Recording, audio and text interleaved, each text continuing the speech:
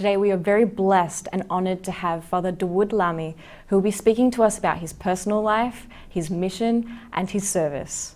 Welcome, Abouna. Welcome. Now, Abouna, you've developed a bit of a celebrity status. You're known throughout the entire world for your wonderful talks and your incredible mission. Tell us more about that. I started like any servant. I was serving in St. Mark, Heliopolis. Yep. Started with the kids. Wow. And I enjoyed serving the kids. Then I also helped in the youth service with Amba Musa. Yep. And it changed my life to look to the people all the time in a serving way, because you know, when one serves Sunday school, he's just serving like 2 hours per week. But when you start serving the youth, you think of the service all the week round, all the days, all time. So it started to put in my heart the passion of giving the whole life to God. And I continued this service. Then I liked the Bible so much, maybe since I was like 12 years old. Wow. Yeah, so I had my Bible study. It was like a Bible study for 5 people for like 7 or 8 years. Wow. Nowadays, thank God, it's kind of many thousands. Yep. But started very, very little. Mm. Then we developed the what we call khidmat al-ashwaiyat, serving the poor areas away from our church and away from Cairo. Mm. And people of the church helped me a lot. They liked the idea, and we started to make teams, groups of people, and each of them will be busy with some area. And after a few years, we started to study development, human development and community development. And we could see the difference between the charity and development. Wow. So we started to change our way in order to develop the community and the people. Meanwhile, the Bible study grew, and also Amba Bachomius pushed me to start serving in Sudan. And I was lazy at that time. I couldn't imagine how can I serve in Sudan while being in Cairo. But after some time, God opened many doors, and we started to have the same idea of making some teams. Yep. From Cairo, from the church, to serve, to help serving the Nubian people and the poor people in Sudan. After that time, Antonius Moros asked me to help in Africa. So again, we started the same idea with other groups of young people who can speak English to travel to some African countries under his supervision. And then the missionary movement started, and thank God, that's the whole story. That's incredible. So it seems like you've lived this a large portion of your life in service. How long have you been a priest for? I was ordained 1998. I was serving before being a priest. I was a physician, Yep. a medical doctor. But thank God I was enjoying the service before priesthood. Mm. And actually, I did not plan for any of these things. It happened. It happened by itself? Yeah, by itself. Wow. I did not imagine myself doing these conferences everywhere or having this Bible study or making this missionary services or having this outreach or serving the poor in Egypt. Yeah. So I did not plan for any. It seems like God picked you specifically for it. Thank God. Yes. Thank God. You mentioned that you were a physician, a doctor. Yeah. What type of doctor? I was a dermatologist, Wow, skin doctor. Yeah. Do you because my dad was a skin doctor also. So I had my master's degree in 1990 in dermatology. And I practiced like 13 years before being a priest. 13 years. Yeah. Do you miss being a doctor? No, actually, because I don't have any time to miss anything. Yeah, that's understandable. And also, there's kind of a relationship between a doctor and a priest. Being a father, especially in the Coptic Orthodox Church, you are like doing the doctor work with all the people, because people always coming to the priest asking for help.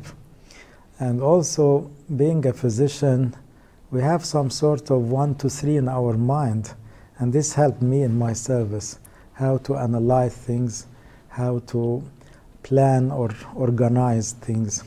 So I think it was a blessing, and it affected my priesthood. Yeah, it seems like it had an influence in how you're able to live your, carry out your service. Yeah. That's amazing.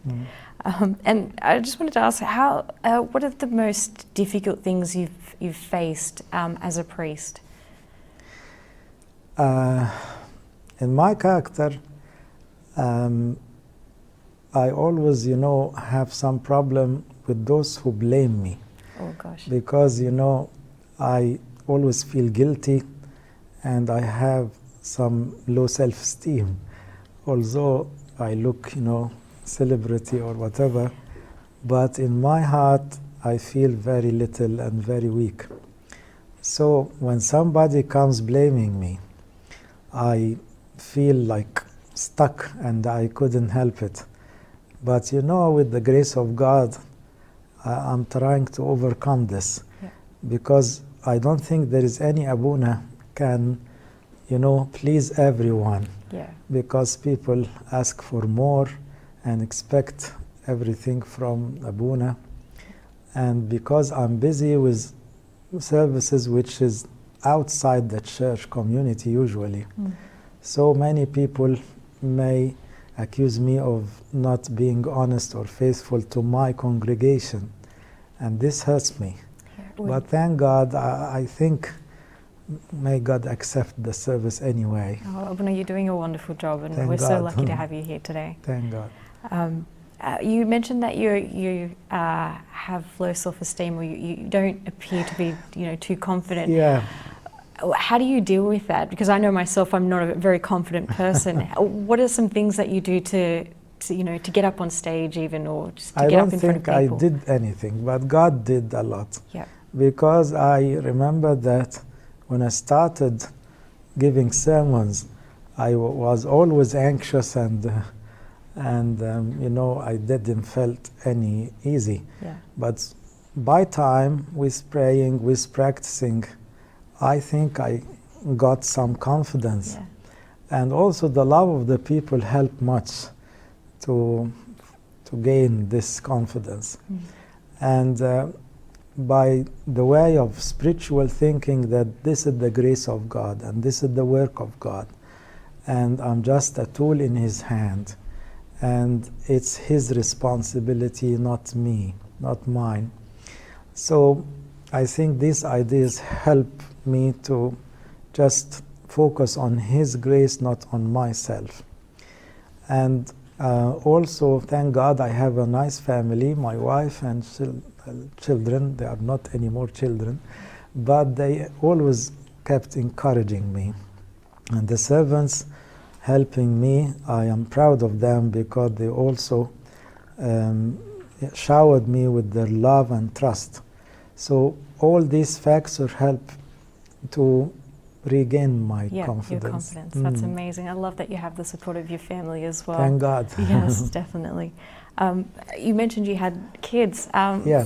How many kids do you have? I have Mireille. She's married now, and I have my first granddaughter, Hannah. Yeah. That's incredible. Congratulations. Thank you. Mireille she's an architect. Wow. Her husband Mario is also an engineer. Beautiful.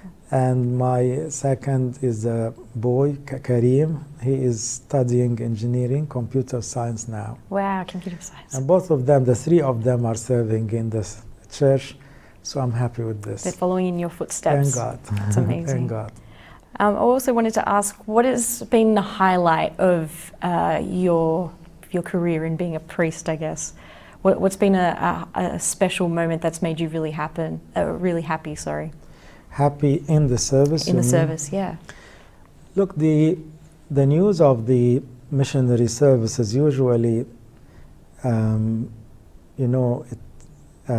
it pleases me so much to know that there is an open door in any country for the Word of God. Yeah.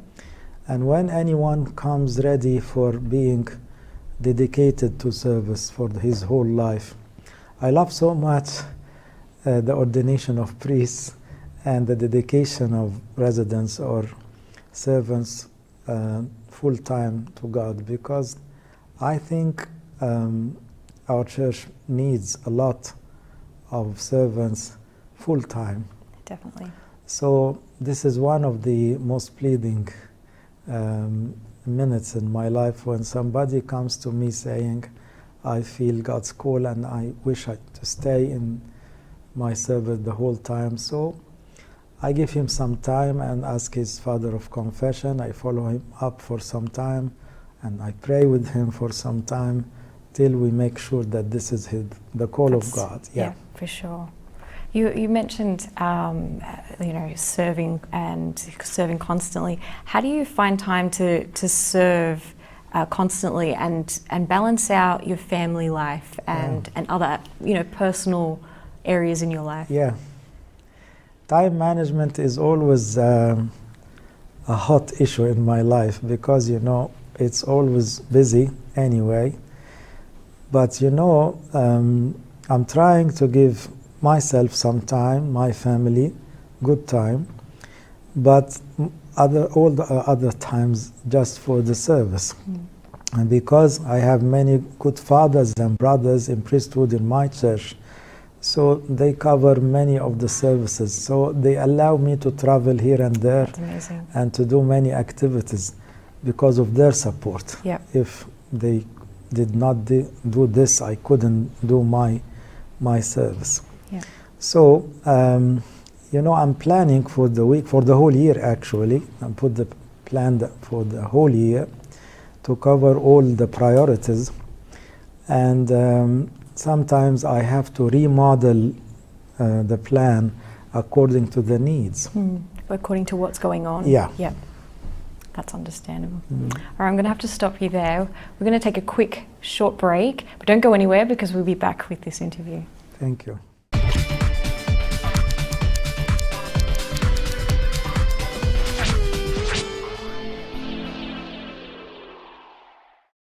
Welcome back. Abouna, we know that you were very close with the late Pope Shenouda. What was your relationship like with him? I enjoyed his fatherhood for the last few years because I was not very close to him, and he ordained me like any priest 1998.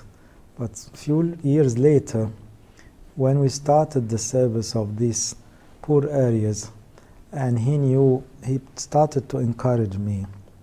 And also a few years later, when we started this movement of evangelism in our church, I felt like I don't know what I'm doing. Yeah. But he supported me so much. That's amazing. And when I started asking him to let me travel to USA and Canada and Australia to make some conferences, he allowed me, and he blessed this, and he supported all the services. So I was trying to meet him every few months for reporting, and in all these meetings I got his blessing and his love as a father, and I enjoyed his wisdom. And when it happened, the revolution came, I asked him, do you mind if we make some meeting in the channels, because people want to know what's going on, yeah. And everyone consider your opinion and they respect your vision, and all people trust in your spiritual vision of everything. So he humbly accepted this and we had this in the early days of the revolution. And before this sitting, I had like 30 minutes talking to him alone. I enjoyed it so much because I was telling him, can I ask this or that? Or he was like a very kind father. Ask whatever you like and speak whatever you see. And so he is a very dear father to me. I miss him a lot, and I believe in his prayers. And for me, he was a saint. I think we can all agree on that. Definitely, that's incredible. You were just mentioning his wisdom. What's one pearl of wisdom you can share with us that he sort of lived by? I could see that he speaks with very wise words, and when he answered any question, he like praying and thinking deeply before saying any word. And when he answer any question, you can find out that, you know, that's the best answer could give in this. So especially in talking anywhere, when he meets anyone, the way he speaks, it shows me that he is very wise. And also he was a man of priorities. He could make his priorities, and he set the priorities in a perfect way and managed his time as a great father of the whole church. And also he studied and analyzed things, and he never rushed to take any decision.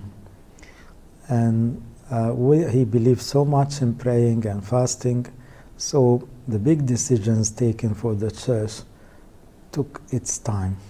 Yeah, definitely. So we also know that you're very close with Pope Tawadros. Can you explain your relationship there? Pope Tawadros, I know him before being our great father, the patriarch of the whole church. And he blessed our service in the poor areas related to his area of service as a bishop before. Wow, so before he became a pope. And he was supervising and blessing all the areas, the poor areas related to Alexandria and Al-Bahira. And we always were getting his advices. And when he became the patriarch of the church, he blessed our service, and he encouraged me the same way as Pope Shenouda was doing. Encouraged both the service, the Amba Bram service for the poor in Egypt, and St. Paul service for the missionary services. And I trust so much in his wisdom. He is very much organized, and he also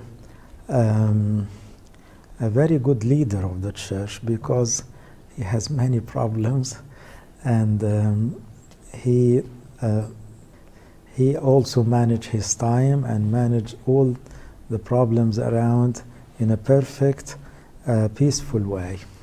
We were very lucky to have him as well then. Seems like we're in good hands. Thank God. Thank God, for sure. Now I'd love to ask you a few questions about your service, which I'm sure everyone will appreciate. How do you find time to prepare for your sermons with all these meetings and retreats going on? When I plan, with the grace of God, for any retreat or convention, I just put the title first of all. It might be a verse from the Bible or just an idea. Then I work in the details of this title. So I have to be ready with like 20 subjects related to the title to start any series of conventions. And when with the grace of God, I think of any sermon, I depend so much on the Bible. I start always with the Bible, Old and New Testament. Then I have to give many stories from the history of the church and also from the life. Then I should put applications. I believe so much that anyone giving sermons to people have to tell them what exactly should they do. So thinking this way, the biblical background, the history background, and also considering the ritual of the church, then ending up with the applications in life, I think people get the idea. And when we speak in one special topic from all sides, it helps that the idea, stay in mind longer. Yeah. So I usually give more time to this preparation of the conventions. But many other sermons, I just pray to God to give me some words to say. That's amazing. Because the time is always short. Yes, for sure. I love that you had those systems in place, though, for actually preparing the talks. But it's always good to sort of, spontaneously come up with something and see what God gives you. That's incredible. Now, you're always serving the poor in Egypt, and we know that you have an army of servants who help you with this. Thank God. Can you tell us more about this? How are you helping the poor in Egypt? The Copts in Egypt love so much the poor people. Yep. And I believe that all the congregations of the church, especially the church who are a bit, living in a good standard of living, what they call rich churches. These people should think of their brothers and sisters in the poor areas. And when we just announced that we need servants, hundreds of people coming, can I help? Yeah, that's incredible. So we accept everyone and we teach them how to serve in a very simple way. And while serving and supervised by old servants, they learn how to serve in the best way. And also, we teach them how to deliver the message of God to the poor people in a very simple way and short way. Any servant should give the family, he visit the family, just 5 minutes speaking about some topic. And he listened to this before going to the family. Before going and actually... So by this servant is also built up spiritually because he listened and he talked and pray with the family, and always we move like 2 by 2. And we have a big meeting for all the servants and many conferences for these servants. So this will empower the servants to be good servants. And when we started, we were busy just to give them money, to help them with food and medicine. But nowadays we focus more on the projects, the developmental projects, especially the educational area and medical area. Because Egypt suffers so much concerning education and health. Yes, for sure. So we depend on these projects nowadays. We study the needs of all people, the needs of the children in the villages to have a good nursery, the needs of the school children, because many of the schools are very poor in level, so we need to help them to read and write better. So we have projects for those who did not join any school. We have some project educational, how to help them to know how to make a mini project for himself. So we have many teams who function in this way to deliver the knowledge which will affect the whole community. It's incredible. I think it's amazing that you're not only just helping them with food and money, but you're targeting those other areas like their health and their education. I think that's really important. Thank God. Yes. So are you satisfied with what you're doing at the moment, or with what your team is doing at the moment? I always say thank God, but I never satisfied, because I could see that there are needs always. And I will never be satisfied until all people live in a better level of living, and all people know God, and all people become servants. So satisfaction is never fully. But thank God, I'm so happy that thousands of people start serving, and they were not servants, and thousands of people become served, and they were not served before. And we are helping some of the priests in their villages and rural areas because they don't have any resources. So by sending these servants to them, they help Abouna to manage his church and to direct everything in the right way. And you mentioned, eliminating the poor in Egypt, that you wouldn't be satisfied until that was eliminated. What are your strategies to eliminate this for good? I think education is the key, because knowledge will help people to live a better life, to have many opportunities of work, of better career, and this is the main key. And it's not impossible, because win-win situation that we have the knowledge with many people and we have lack of knowledge with others. So people can help together. This one will be a servant, and this is very good for his spiritual life and eternal life. And this one who needs the service will be empowered with knowledge, and he will live a better life, and also he will know God better. No, I agree. I think you're definitely right. Just educating and teaching people, or giving them the skills to bring them out of poverty instead of just throwing money at them. That's very powerful.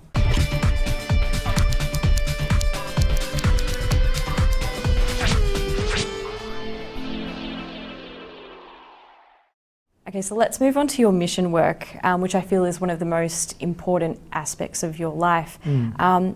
You've taught us to live a spiritual life with Christ, and there are many people who are poor in this area.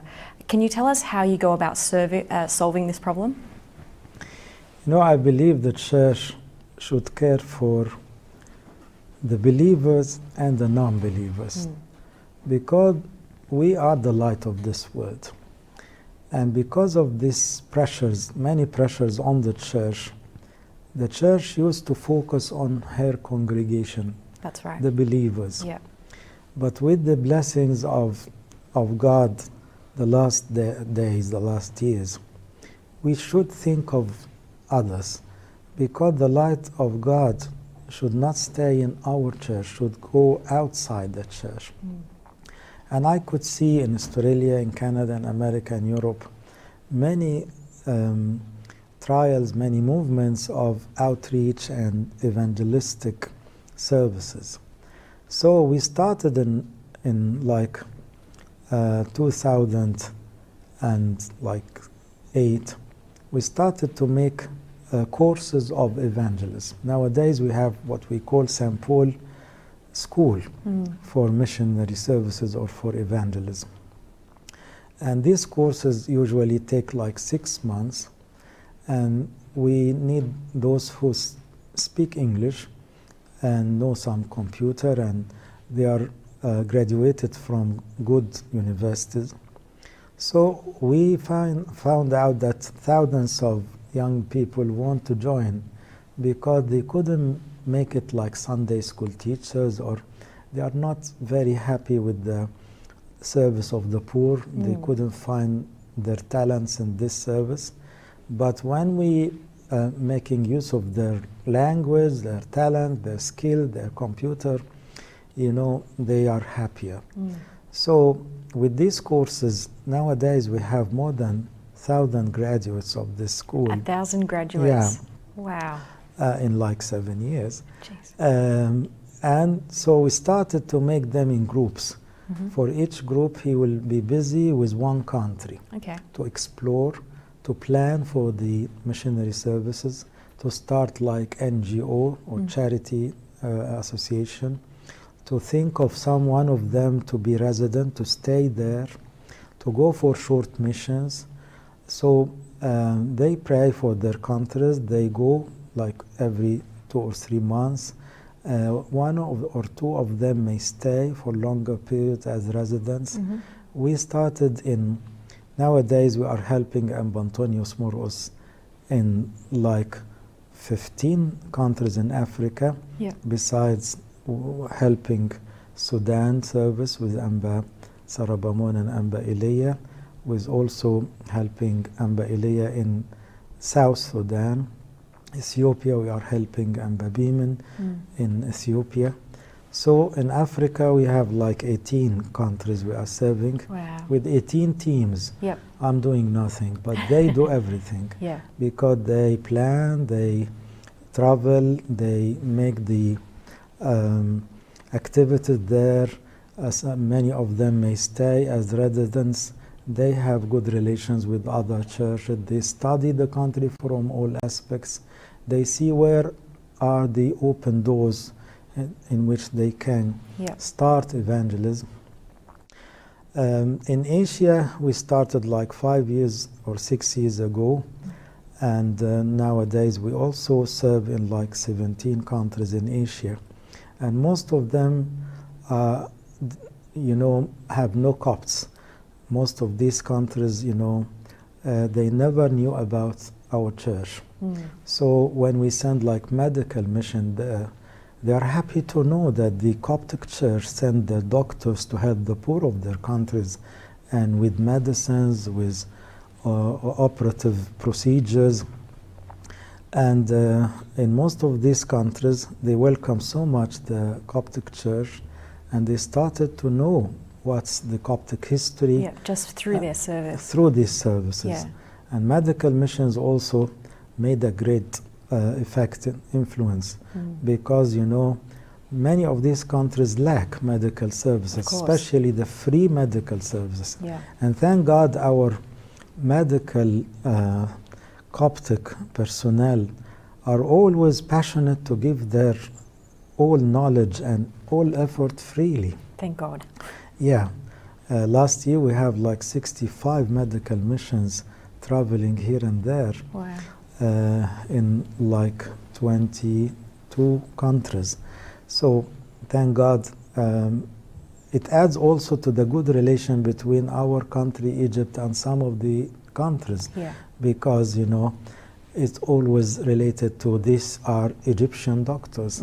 So they come to help us. And you're building that good relationship. So I think from all sides, it's a good one.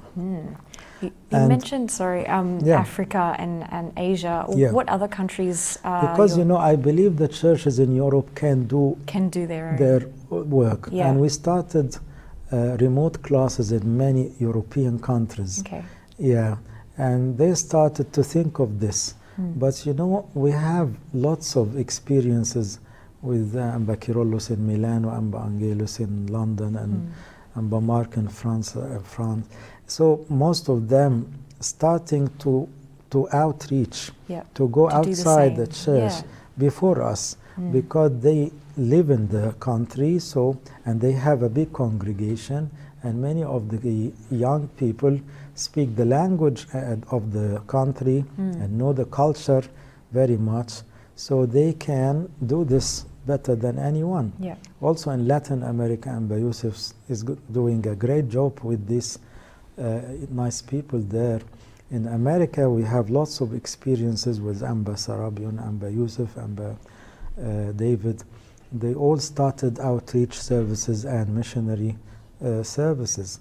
So I think it's kind of a movement in the whole church. Which is incredible. Amba Sorial has a good missionary work in Fiji. Here also in Sydney, you have many missionary work with the Aboriginal, with the university, and also, by the way, Sydney started in many Asian countries before us, and they are doing very good job in Thailand, Singapore, in Japan, and also some areas of China. So we have to consider that it's all related to the Coptic Church, and definitely. it's kind of a movement. We have to move forward to see the whole world, not only our people. No, I definitely agree, because we are called to sort of preach the Yeah. word of God, aren't we? In your opinion, what has been the most, or where has been the most successful mission been? What country? You know, the mission is different from one country to the other. But I may say that in Sudan, we started, maybe this is the earliest country we started helping there. And we had many projects there, and we have many dedicated servants. So the system is more or less well organized in this country, better than others. In other places, yeah. Also in Philippines, we have an orphanage nowadays in which there are many good girls who were brought up with our dedicated girl servants. Yeah. And we look forward to see them as, you know, Orthodox preachers for Asia. So we have lots of experiences and different activities. In some areas we have successful NGO that, you know, lead many developmental projects in the country. In other areas we focus on the kids only. Yeah. The medical missions, and we have like medical hospital in Burundi related to the Coptic Church, and it helps so much the poor. In some countries, even the newspaper and the radio spoke about our Coptic Church because of their services. Wow. So I cannot say that Because they're all only different. different Yeah. experiences. That's understandable. What would you need to strengthen this service? Like, what do you need from us? I need prayer. I Prayers, need for sure. lots of praying. Yeah. And I need also all the church to think this way, especially for the coming generation. Our young people in the church may not be busy with Sunday school teaching, but they are busy with the community. The youth in the university, they have a big chance of preaching our Orthodox faith. Yeah.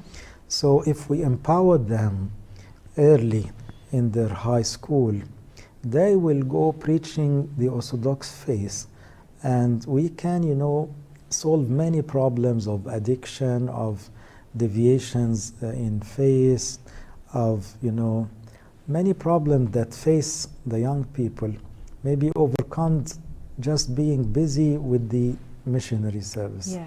For those who have this goal in life, they preach the word of God, they want people to believe in Christ and the Orthodox faith. I think they are not, you know, they will not suffer from these problems like others. Yeah, for sure. Thank you so much for sharing all of those, your God. mission and your service. Before you go, we'd love to know why you're such a big supporter of CYC as a channel. Simply because it's the only channel for English-speaking people. And I believe so much that the Copts living in America, Canada, Europe, and Australia, and also in Africa, they need to know what's the Coptic Church. And speaking Arabic will not solve the problem. No. And we are losing many of our people because we could not, you know, relate to them enough because of the language. Again, CYC can be a missionary channel to many of the Asian and African people. There are millions of people who speak English and they do not know anything about the Orthodox faith. So definitely CYC have a great mission. Yeah, for sure. What are your dreams for CYC? Like, which direction should we be aiming for to help our followers? I think you are doing fine. We're doing a good job. Yeah, but you know, maybe many programs for young people are needed. Yeah. And also courses of evangelism or missionary services are I think needed. that's a really good idea. Yeah, because people need to know how to approach the non-believers. Yeah. In what how to read the Bible in this missionary way. So many aspects in our life should be covered. And also I wish that this CYC could be approached in Asia, all countries of Asia and Africa. Yeah. Because I know many of those who are like catechumens, starting to know the Orthodox faith, they need to be followed up by such a channel.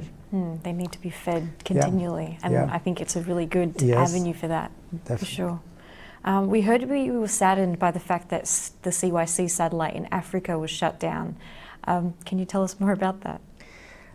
With the Abouna, we started, the CYC in Africa and Egypt like 1 year ago, I think, or more. But because of the expenses, I guess, we could not continue. Yeah. So that's sad, because I heard that thousands of African people were following, and they sent back that, why you stopped. Jeez. So I felt hurt, because many of these people may be saved just by seeing CYC or following. So I never believe that money can hinder any service. I believe when the work of God is needed, money will run after us. Definitely. So I hope it comes again to Africa and also to Asia soon. Yes, we will definitely have to be praying for that. Yeah. Abouna, thank you so much for joining us today and taking the time to allow us to interview you. We hope to see you again very soon. Thank you very much. Thank you very much.